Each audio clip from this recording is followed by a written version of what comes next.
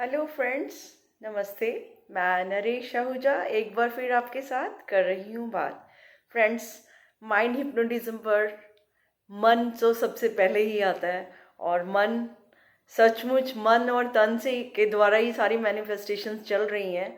तो जिस तरह से सारे हमारे जो बॉडी के सिस्टम हैं वो काम कर रहे हैं, तो हमारे मन को भी जो काम मिला हुआ है वो भी अपने काम कर रहा है। और मन का काम क्या है? सोचना, विचारना, सपने लेना, है ना, आगे की सोचना, पीछे की सोचना। तो इसका यही काम है।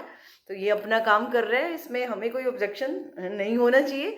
बल्कि इस मन के मालिक होने के नाते हम मन के स्वभाव को समझें और जैसे भी चाहे उसको दिशा जो भी देंगे। ये तो इतना प्यारा मन है कि जहाँ इसको भेजेंगे वहीं चलने लग जाता है। जिस जो भी ये विचार करता है, अगर हम उसके साथ जुड़ गए तो हमें वहाँ पर ही ये मैनिफेस्टेशन की ओर ले जाएगा। और जितनी पैशन से कोई विचार होगा उतनी मैनिफेस्टेशन जल्दी हो जाएगी। तो इस मन को दिशा देनी है। और इसकी दशा इतनी बेचैन क्यों है, इतनी परेशानी में क्यों है मन? तो आपने ही इसको संभालना है, क्योंकि ये आपका ही मन है।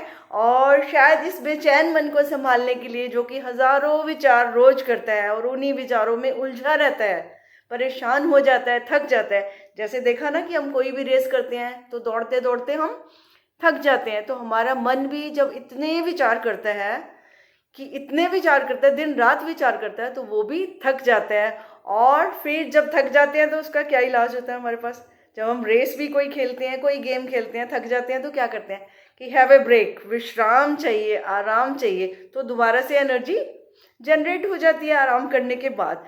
तो मन भी क्या है? मन को भी हमने ऐसा ही विराम देना है, विश्राम देना है, ताकि हम इसको ये ना कहें चंचल है, हम परेशान है, हमें परेशान इसने किया है। बल्कि इसको संभालने की आदत हमें डालनी है। ये हमें बिल्कुल परेशान नहीं करेगा। तो इसको क्या करना है? शायद इसीलिए ही ध्यान की विधियों को इजाद किया गया था। कि अब ध्यान क्या है? ध्यान जो है मन का गहरा विश्राम है। और चाहे विधियां कोई भी हों, अनेक विधियां हैं इसके लिए, लेकिन जाना हमने कहाँ तक है? अपने विश्राम तक जाना है, यानी आराम, जहाँ की विचार थम जाते हैं, कोई विचार नहीं होते हैं। तो ध्यान के द्वारा हम अपनी अवस्था तक पहुँचने की कोशिश करते हैं। और सबसे बड़ी बात है कि जिस चीज पर भी हम ध्यान देते हैं, मन का एक और भी ये बड़ा फीचर है कि जिस तरफ भी वो ध्यान लगाता है वही हो जाता है। तो आपने देखा, जब अर्जुन ने अपना ध्यान लगाया था चिड़िया की आंख पर, तो वो सिर्फ उसका ध्यान 100%, वो पूरा तन मन वो वहीं पर ही फिक्स हो गया था, वहां पर ही वो ध्यान ही बन गया था। उनका जो कर्म था वो क्या था? वो पूर्ण ध्यान बन गया था।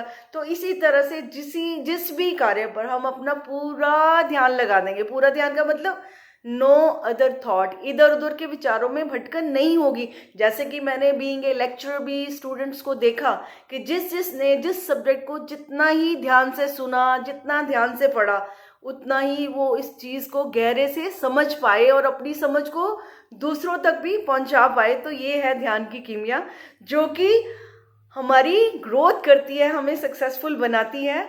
और हमारा जो ध्यान है वो कैसे स्थिर होता है? वो ध्यान के द्वारा ही। ध्यान एक ऐसी यात्रा है जो हमें अपने असली स्वरूप की ओर लेकर जाती है, जिसके द्वारा हम जीवन में जो चाहें तो वैसे मन की यात्रा है, लेकिन जो मन की यात्रा करते करते जब हम थक जाते हैं और सोचे कि कहीं आराम करना है, विश्राम करना है, तो ये परमात्मा का वो स्थान पर पहुंचा देते हैं, आराम और विश्राम, जहाँ की मन रह ही नहीं जाता, यानी मन जो है चुप हो जाता है।